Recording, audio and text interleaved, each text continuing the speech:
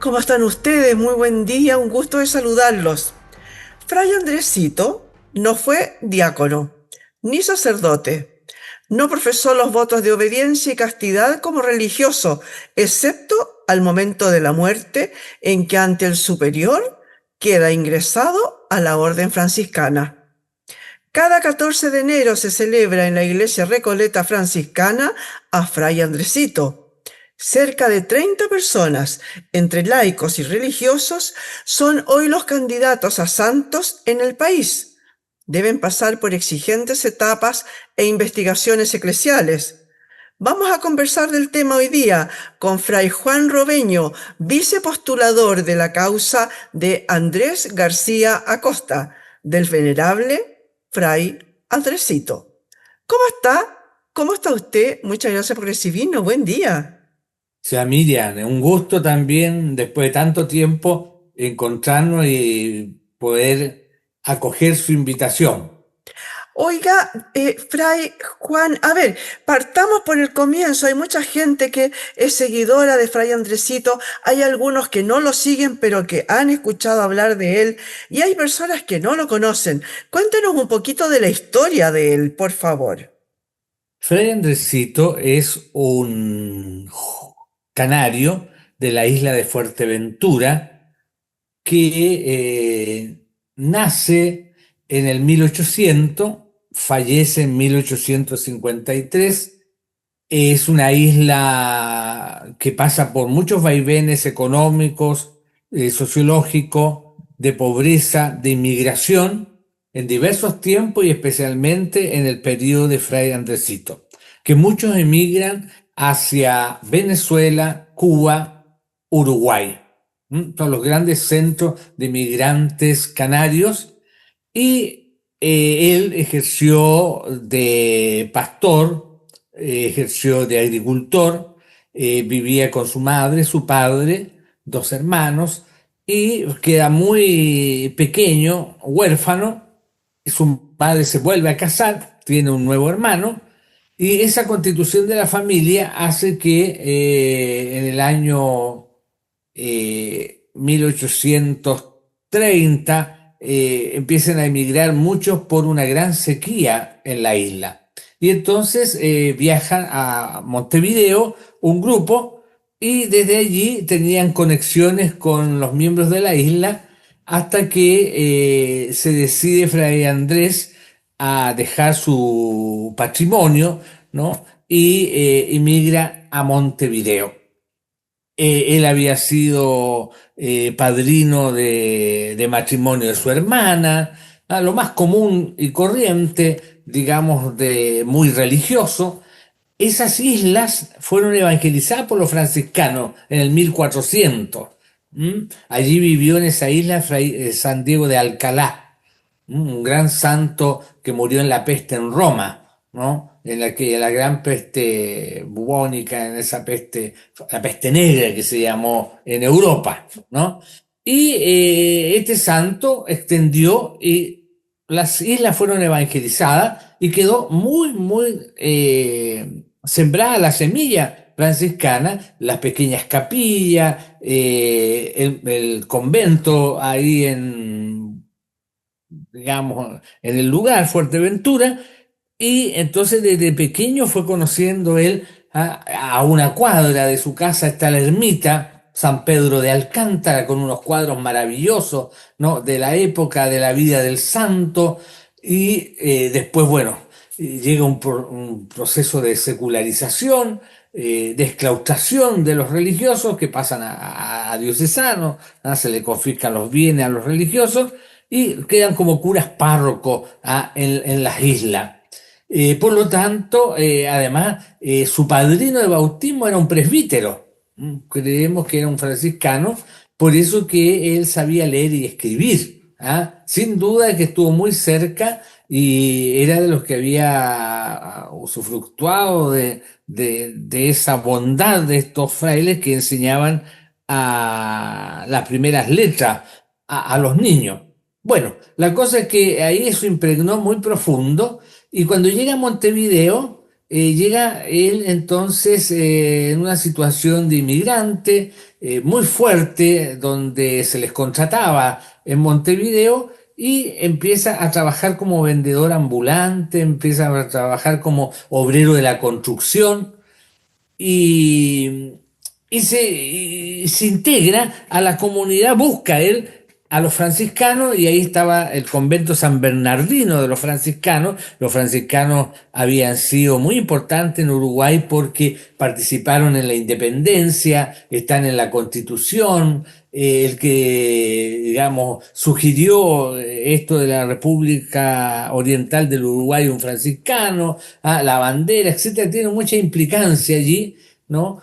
Y bueno, él se integró y su director espiritual fue justamente un fraile, Chenagucía, que lo empieza a animar hasta que Andrés decide ingresar como donado. Los donados eran las personas que sin votos ingresaban a hacer los servicios menores. Ayudante de cocinas, cocineros, hortelanos, porteros, aseadores, ¿no? Dentro de los conventos que eran muy amplios. Pero allí también él tiene una crisis en un momento dado, ¿no? Toca un superior que no lo comprendió y entonces le sugiere el director espiritual que salga y entonces ejerce afuera como enfermero en el hospital de caridad de Montevideo. Eh, Ayudante, enfermero, etcétera, ¿no? En términos a veces populares, antiguos, se diría chatero, a las personas que no eran, digamos, profesionalmente, médicamente, pero que sí eran contratados para sacar todas digamos, hacer los servicios menores dentro del hospital. Bueno, la cosa es que fallece este sacerdote, se sale también este sacerdote que era de superior y reingresa, reingresa. Pero viene un momento muy crítico donde el Estado, una guerra civil primero en Uruguay, y donde el Estado laico no expulsa a los religiosos de sus conventos, no confisca. Y el convento San Francisco de Montevideo pasa para ser una universidad. Entonces, como un bien benéfico, porque se veía que los frailes eran zánganos del Estado, zánganos de la sociedad, que era un poco la postura que había tenido la Revolución Francesa, etcétera, ¿no? Con todas las órdenes mixtas o contemplativas, ¿no? De suprimirla. Y entonces salen a la calle,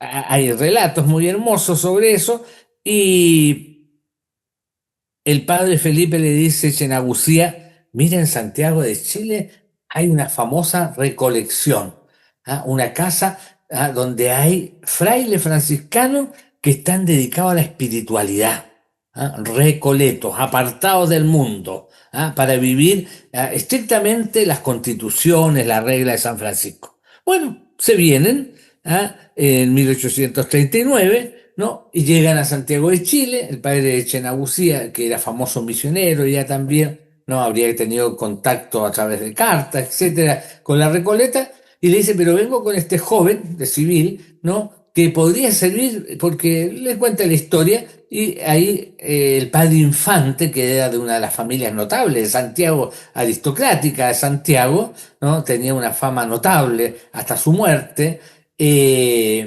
lo acepta y le dice: lo vamos a poner de ayudante de cocina. Lo mandan a la cocina, ¿no? Ahí en la cocina él se desempeñó bien, ayudando al cocinero, qué sé yo, pero un momento dado, no había un hermano limosnero, el que fuera a buscar las verduras, el que pasaba por las casas pidiendo ayuda para ayudar a los pobres de la portería y para vivir el mismo convento, digamos, los mismos frailes, ¿no? Y entonces lo mandan y ahí empieza ya esta vida notable, donde él entra a las casas de ricos y pobres, llegando hasta la casa del presidente de la República, que era Bulnes, Manuel Bulnes, y se hace muy amigo de doña Enriqueta Pinto de Bulnes, ¿no? La esposa del presidente de la República, grandes familias, lo adopta, entre comillas, la familia Osa, ¿no? Don Ignacio Ossa, que era senador de la República, de los grandes empresarios de la época, y empieza su fama, ¿no? Y los pobres empiezan a llegar también al convento porque él empieza a utilizar lo que él había sabido utilizar con los animales, con el pastoreo, ¿ah? Y ahí elementos, ¿no? De sabiduría popular para la medicación de los animalitos, él la adaptó para la medicación de las personas. Síntesis, se hace famoso, ¿no? Y entonces empieza a ser el mendigo de la ciudad, empieza a ser el mendigo de Dios, empieza a ser el enfermero, empieza a entrar a los lugares más pobres, la cárcel de Santiago, el hospital de Santiago, a los barrios más necesitados, etcétera, que llega un momento que ya se enferma, ¿no? Y le traen los mejores médicos posible, pero ya era fatal ya, y un 14 de enero fallece en Santiago y sus funerales fueron apoteósicos, llegando carroza, la gente de la aristocracia, religiosos de otras congregaciones, etcétera. Y bueno, el mismo Mercurio, ¿ah? En esa semana saca una biografía, el Mercurio Valparaíso, de Fray Andresito.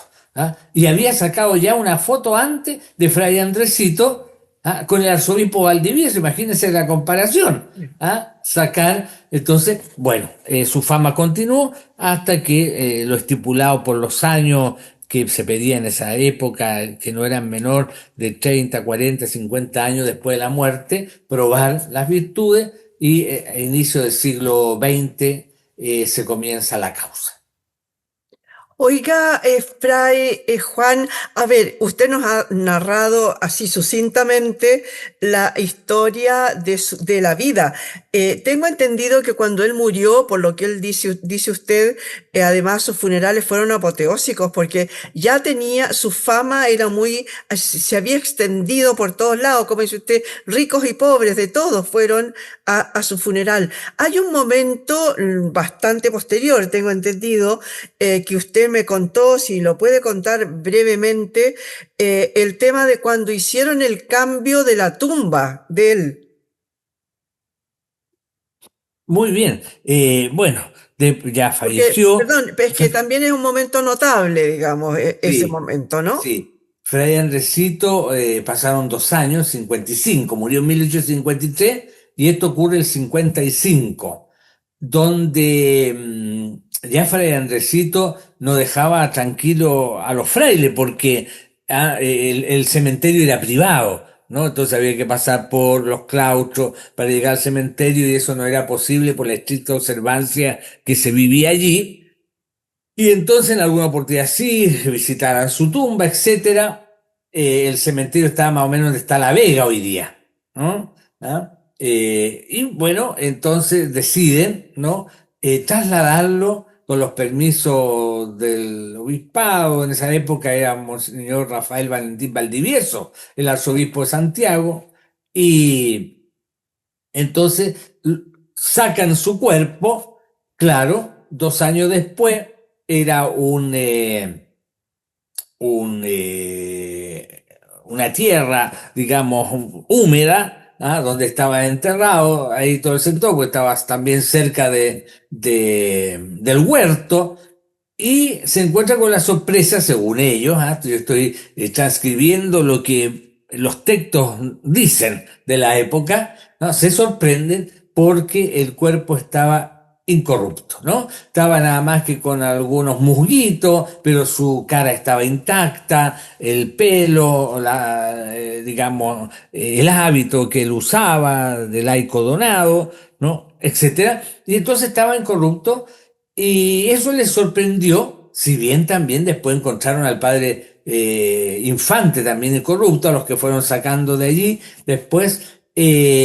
Pero eso fue notable porque ya llamaron entonces a médicos famosos de la época, entre eso a Domeico y otros, ¿no? Para que vinieran a estudiar el caso, para que certificaran ante notario público. Vino el arzobispo, estuvo ahí unos momentos para ver esta situación especial, ¿no? Y lo dejaron registrado porque como tenía fama de santidad, podría ser un elemento que ayudara después cuando se tuviera que abrir la causa. Bueno, y ahí se trasladó entonces al templo. La placa, hoy día esa placa es muy curioso porque esa placa en algún momento se prestó y la encontramos hace unos años, me tocó, ¿no?, encontrarla en el Archivo Nacional en la azotea. ¿Ah? Seguramente la prestaron para alguna exposición, algo, pero no supimos cómo, ¿no? Y bueno, se hicieron las gestiones, fue de vuelta porque habían fotos que era de la Recoleta franciscana y que era de Fray Andrés la Lápida. Estaba al lado derecho del altar de Santa Filomena, ¿no?, que después se trasladó al lado izquierdo el año 1929, a donde está actualmente, ¿no?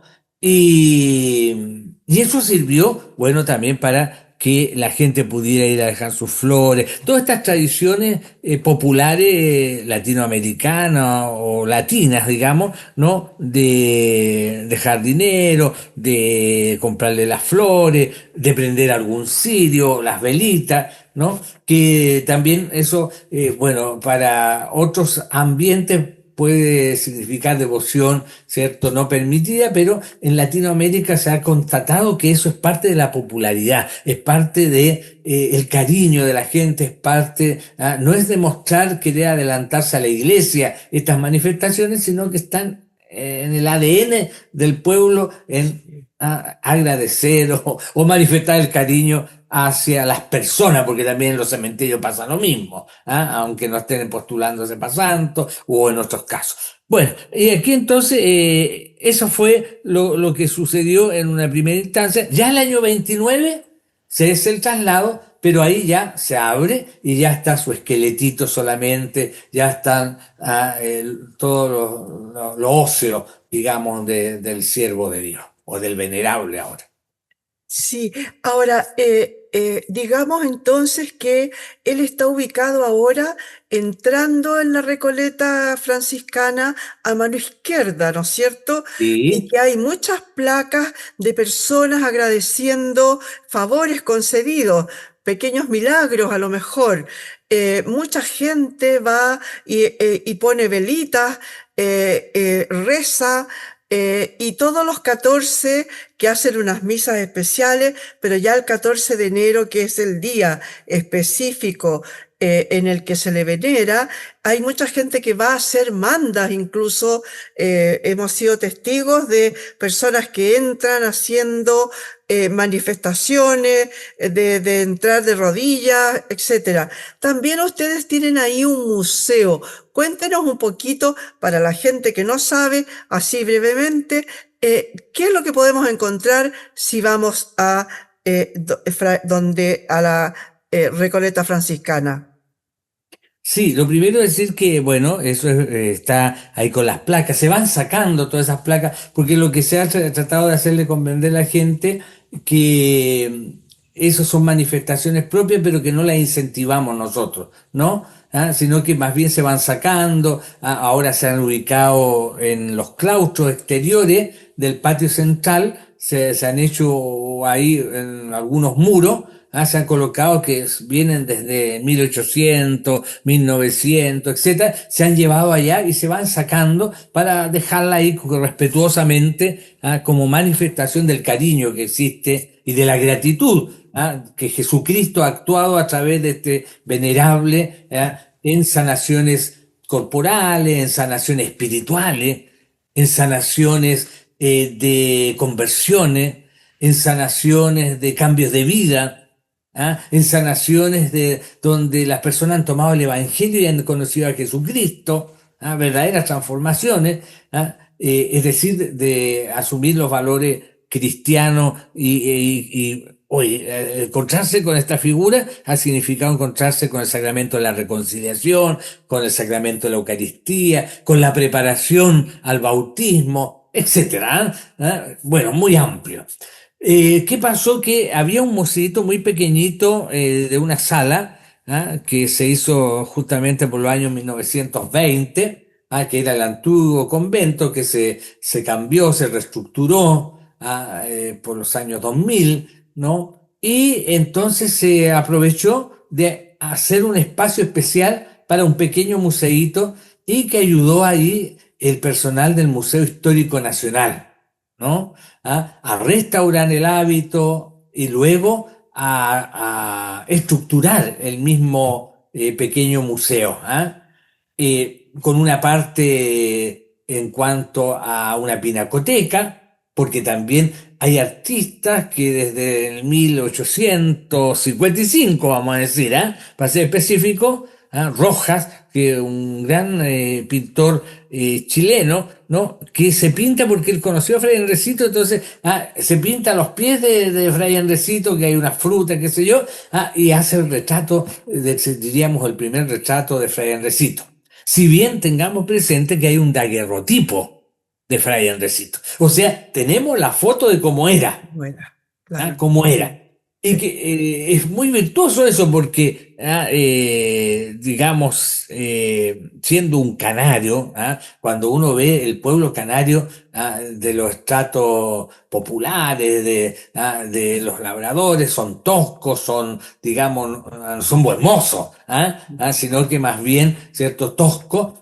Y bueno, y eso es lo otro. Dice tú, ¿cómo a un hermano lego, no buen mozo, todo, se le ocurrió sacar un daguerrotipo en esa época que era carísimo, que era una cosa impensable para un pobre, entre comillas, sí. ¿no? Pero tenemos el daguerrotipo de Fray Enrecito en el museo, está ahí una copia, digamos, una réplica, y entonces allí Jacqueline Elgueta ha sido la que hasta el día de hoy ha conservado extraordinariamente con cariño esas piezas y bueno, se armó una primera vitrina con el hábito, todas las cosas personales de Fray Andresito, que se habían resguardado. Una segunda vitrina con todos aquellos objetos que estaban guardados y rescatados, donde hacía los brebajes para los enfermos, toda la parte de la botica. Y el servicio de enfermería y apostólico.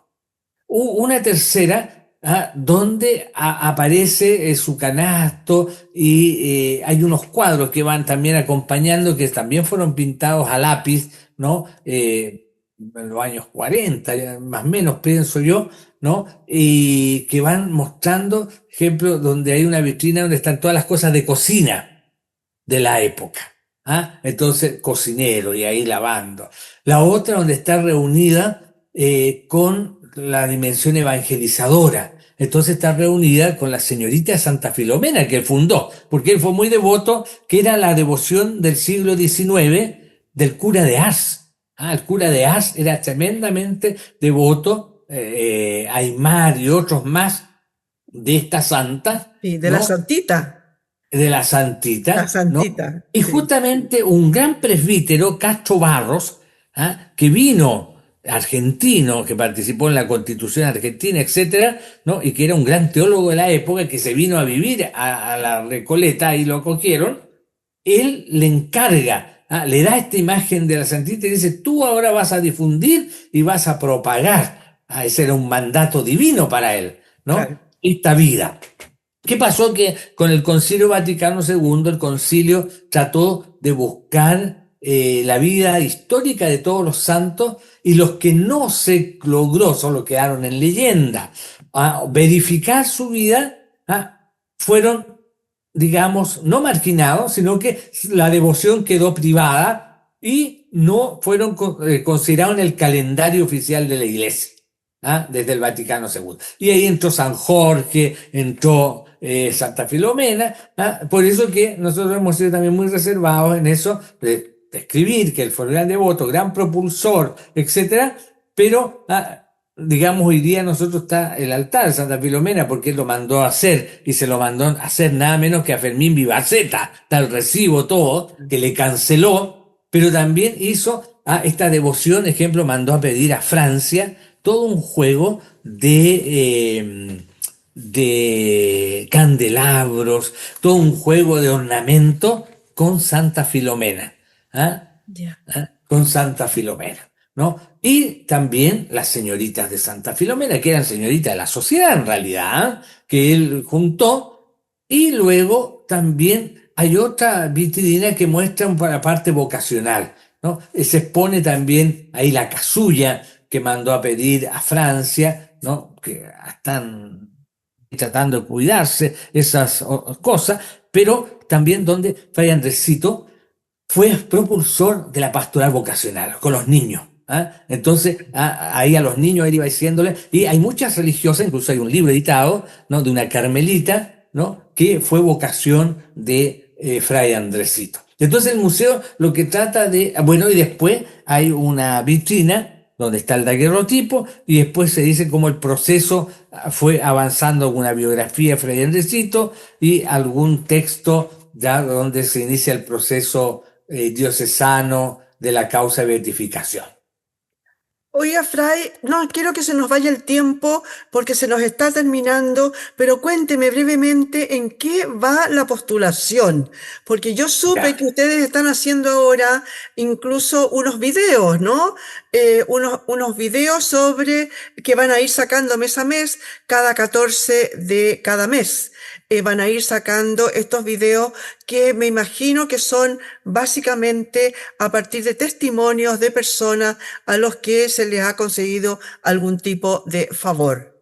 Exacto, estamos empeñados, te muestro allí, ¿no? Ejemplo, este altar, ¿no? Que se está distribuyendo para las familias, para que este altarcito, ¿no? Que lleva la oración del venerable, el Padre Nuestro, el Ave María, el Gloria, ¿no? Que va acompañado de un folletito que 3 días la familia o la persona, ¿no? Hace una reflexión sobre las virtudes teologales, ¿no? Fe, esperanza y caridad. Y cada día está indicado cómo rezarlo con una motivación del catecismo de la iglesia, luego una motivación evangélica, un texto evangélico, luego un pedacito de cómo Fray Andresito vivió la fe, la esperanza y la caridad, y luego una reflexión. Ejemplo, la primera, ¿cómo vives tu fe? ¿Cómo alimentas tu fe?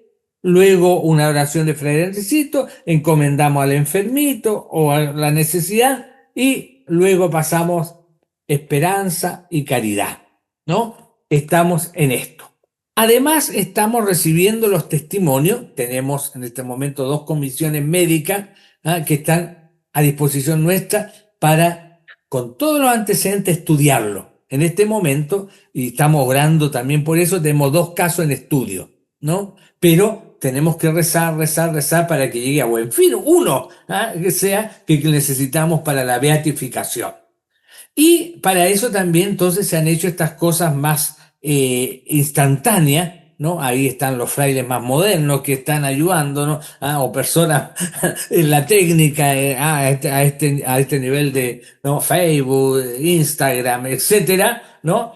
Y con estos pequeños videos, porque ellos dicen que te dice todo muy pequeño ahora para que la gente capte, porque la gente no tiene concentración más de cierto tiempo. Tú lo sabrás bien, son Miriam, ¿no? Y bueno, y estamos en esa campaña, ¿no? Ya organizada a través de todo el país. Hemos tenido, por ejemplo, la recepción del obispo de Linares, Tomislav, ¿no? Que ha pedido, y el clero nos acogió muy bien para darles una charla y entregar el material a toda la diócesis. Han ido los obispos, están yendo en Santiago a los obispos auxiliares, Monseñor Lorenzelli, que sale en un video, ha ido don Celestino Aos, ha ido los obispos, ya te decía, auxiliares, Migone y otros, y ahora va el obispo de Rancagua, ¿no? Que también tiene mucho cariño, afecto, y en realidad ha sido muy bien acogido. Y le pedimos a la gente que nos mande, que nos envíe, que se ponga en contacto con nosotros los guiamos para poder ir logrando todo el material para que el Señor se manifieste a través de la sanación del enfermito y a través de podamos presentar nosotros al Vaticano un buen caso que sea, digamos, firme, conciso para la beatificación. Fray Juan Rubeño, tan amoroso, tan simpático, tan de tan fácil explicación que nos ha dado. Muchas gracias por haber estado hoy día con nosotros. Esperamos que en realidad la gente se ponga en contacto con ustedes y pueda entonces ir dando sus manifestaciones de tal manera de que al menos un caso pueda ser corroborado y pueda ser mandado a el Vaticano para continuar con este proceso de postulación de Fray Andresito. Muchas gracias por haber estado hoy día con nosotros. Un placer y agradecemos que quien pida este altarcito nosotros se lo enviamos. ¿Ah? Si se ponen en contacto con usted, señora Miriam, o nosotros nos ponemos en contacto y se lo enviamos gratis a su casa este material que es para el bien de Chile, que es para el bien de todos los que componemos esta patria, que queremos que estos personajes, junto al abanico hermoso de otros santos, otros beatos, otros venerables, otros siervos de Dios, bueno, puedan ayudarnos para ser ahí fieles al Evangelio. Muchas gracias le damos a Fray Juan Robeño, vicepostulador de la causa de Andrés García Acosta, del venerable Fray Andresito. Muchas gracias, señoras y señores, por haber estado hoy día en este punto de encuentro.